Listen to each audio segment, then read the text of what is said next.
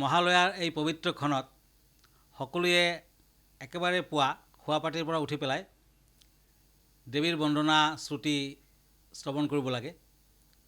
নদীৰ ওচৰত গৈ দেৱীৰ আগমনক নিজৰ আনন্দ প্ৰকাশ কৰিব লাগে, দেৱীক সেৱা কৰিব লাগে। এই বছৰ দেৱী আহিব দোলাত আৰু দেৱী যাব ঘটকত মানে ঘোঁৰাত। দুটাই কিন্তু বেয়া, ছত্ৰভংগ ফলং, তাৰমানে একেবাৰে ছত্ৰভংগ কৰি যাব, অহাটোও বেয়া যোৱাটোও বেয়া। গতিকে চাৰিওফালে সাংঘাতিক ধৰণৰ অশুভ ফল দেখুৱাই আছে, বিভিন্ন ধৰণৰ অপয় অমংগল অশান্তি হ'ব পাৰে। গতিকে সকলোৱে সাৱধানে দিনকাল পাৰ কৰক। আৰু মহালয়া হৈছে পিতৃপক্ষ আৰু দেৱীপক্ষৰ সন্ধিক্ষণ। মহালয়াৰ দিনটো কিন্তু পবিত্ৰ কাম, শুভ কাম কৰিব নালাগে। সেইদিনাখনলৈ পিতৃপক্ষ চলিয়ে থাকে। আৰু দেৱী দুৰ্গা এইদিনাখনৰ পৰাই স্বামীগৃহৰ পৰা পিতৃগৃহলৈ যাত্ৰা কৰে। আৰু এইদিনত পূৰ্বপুৰুষৰ আত্মাৰ শান্তি কামনাৰ্থে দেৱগণ, ঋষিগণ, পিতৃগণ, নৰগণ, ব্ৰহ্মাক আদি কৰি তিনশিখা পৰ্যন্ত মহালয়াৰ তৰ্পণত অন্নজল লাভ কৰে আৰু পূৰ্বপুৰুষে আশীৰ্বাদ দিয়ে। মহালয়াৰ দিনা পিতৃপক্ষ চলি থাকে।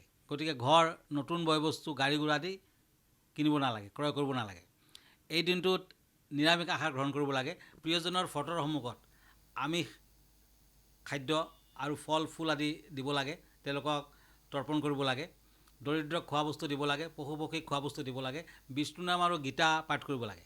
ঘৰৰ দক্ষিণ ফালে, যোনটো যমৰ দিশ বুলি কোৱা হয়, সেই দিশত কিন্তু এগছ চাকি গোটেই ৰাতি জ্বলাই ৰাখিব লাগে। আৰু আহুতৰ তলত পানী, তিল, দুবৰি বন, চাউল, আতপ চাউল আদি দি পেলাই সেৱা কৰিব লাগে, পিতৃগণক সেৱা কৰিব লাগে আৰু শ্ৰীবৃদ্ধি ঘটে। তেতিয়া মহালয়াৰ দিনা এনেকুৱা কৰিলে শ্ৰীবৃদ্ধি হ'ব। আৰু মহালয়াৰ পিছদিনাখন হৈছে নৱৰাত্ৰিৰ আৰম্ভণি। গতিকে নৱৰাত্ৰিত আপুনি প্ৰথম দিনা দেৱীক শৈলপুত্ৰী হিচাপে পূজা পাতল কৰা হয়। আৰু দেৱীৰ কালাৰ হ'ব এইবছৰ ইয়ালক প্ৰথম দিনা, তাৰমানে 3 তাৰিখ। গতিকে 3 তাৰিখে এগছ অখণ্ড চাকি আপুনি দেৱী য'ত মংগল ঘটটো বহাব তাত জ্বলাই ৰাখক। ঘিউৰ চাকি হ'লেও হ'ব, মিঠাতেলৰ চাকি হ'লেও হ'ব। আৰু সেই চাকি গছ কিন্তু 9 মেলৈ কণ্টিনিউৱাছলি জ্বলি থাকিব লাগিব, যাতে নুমাই নাযায়, সেয়া লক্ষ্য ৰাখক। আৰু দশমীৰ দিনা দেৱীৰ বিসৰ্জনৰ লগে লগে সেই ঘটটো কিন্তু মংগল ঘট দেৱীৰ লগত উটুৱাই দিয়ক আৰু দেৱীৰ পূজা পাতল কৰক। দেৱীৰ এখন হাতত ত্ৰিশূল, পদুম আদি থাকে। কাঠৰ আসনত দেৱীক প্ৰতিষ্ঠা কৰক, শৈলপুত্ৰী দেৱীক। আৰু জাফৰন লগতে ৰেড ফুল আদি দেৱীক দিব লাগে। আৰু ওম ঐং হ্ৰীং শৈলপুত্ৰী নম, এই মন্ত্ৰৰ দেৱীক মাতিব লাগে। দেৱী হৈছে চন্দ্ৰগ্ৰহৰ দেৱী। গতিকে চন্দ্ৰগ্ৰহ যদি আপোনাৰ অশুভকাৰক হয়, তেতিয়া আপুনি এই দেৱীৰ পূজা পাতল কৰিলে সুখ, শান্তি, সমৃদ্ধি লাভ কৰিব, দেহা মন শান্ত হ'ব। আৰু পিছদিনাখন হৈছে দেৱীক ব্ৰহ্মচাৰিণী ৰূপে পূজা পাতল কৰা হ'ব, মানে 4 তাৰিখে। সেইদিনাখন কালাৰ হৈছে গ্ৰীণ। 5 তাৰিখে চন্দ্ৰঘণ্টা হিচাপে দেৱীৰ পূজা পাতল কৰা হ'ব। সেইদিনাখন কালাৰ হৈছে গ্ৰে। সকলোৱে গ্ৰে কালাৰৰ কাপোৰ কানি পিন্ধিব লাগিব আৰু দেৱীৰ পূজা পাতল কৰক, আশীৰ্বাদ লাভ কৰিব পাৰিব। 6 তাৰিখৰ দিনা কুষ্মাণ্ডা, অৰেঞ্জ কালাৰ। তাৰ পিছদিনাখন স্কন্ধমাতা, হোৱাইট কালাৰ। তাৰ পিছদিনাখন দেৱীক কাত্যায়নী ৰূপেৰে পূজা পাতল কৰা হ'ব, ৰেড কালাৰ ইউজ কৰিব লাগে। আৰু কালৰাত্ৰি, তাৰ পিছদিনাখন কালৰাত্ৰি, ৰয়েল ব্লু এইবছৰ। কালৰাত্ৰিৰ পিছদিনাখন মহাগৌৰী, সেইদিনাখন পিংক কালাৰ ইউজ কৰিব লাগে।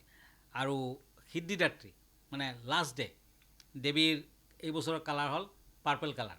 পাৰ্পল কালাৰ আপুনি বেছিকৈ ইউজ কৰক। আৰু দশমীৰ দিনা সকলোকে আঁকোৱালি লওক, সকলোকে মিঠাই খাব দিয়ক, সৰু ল'ৰা ছোৱালীক মিঠাই খাব দিয়ক, গুৰুজনক ভৰিত ধৰি সেৱা কৰক। লগতে দেৱীয়ে যাতে নেক্সট ইয়াৰ আকৌ আহে, সকলোৰে মংগল কৰে, নিজৰ লগতে সংসাৰৰ সকলোৰে মংগল কামনা কৰক। নিশ্চয় দেৱীৰ আশীৰ্বাদ লাভ কৰিব পাৰিব। ধন্যবাদ।